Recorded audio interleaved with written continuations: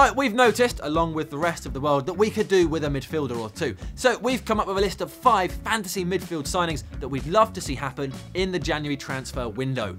Number 5, Sami Khedira. Currently not in the starting lineup for Real Madrid, a world-class central midfielder who we bid £40 million for on the summer transfer deadline day.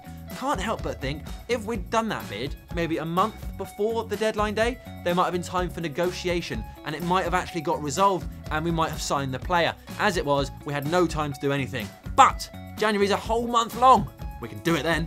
Number 4, Ross Barkley, the new Everton wonder kid. We got Wayne Rooney when he had that title and that worked out pretty well. So let's do the same thing again with Ross. He's 6'3", a massive central midfielder, and he really could be world class. So we really should sign him. And something we've heard that he's now changed agencies and now has the same agency looking after him where David Moyes' son works. So that's guaranteed that they'll get together and thrash a deal out, isn't it?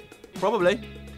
Number 3, Ilkay Gundogan. We're sure you're fed up of hearing about him, but he's a world-class talent with only 18 months left on his contract at Borussia Dortmund, so it could happen. It could. Number 2, Alexis Sanchez. Yes, it does seem unlikely because he's playing incredibly well for Barcelona right now and he is being picked for every game. But what happens when Messi returns from injury? Because Messi won't be dropped and Barca certainly won't drop 50 million wonder boy Neymar, will they? So Sanchez might find himself surplus to requirements despite his form. So a cheeky bid is certainly worth a go because you don't know what happens in football. Also, we know he can cut it in the Premier League as his 2-goal display against England proved earlier this year.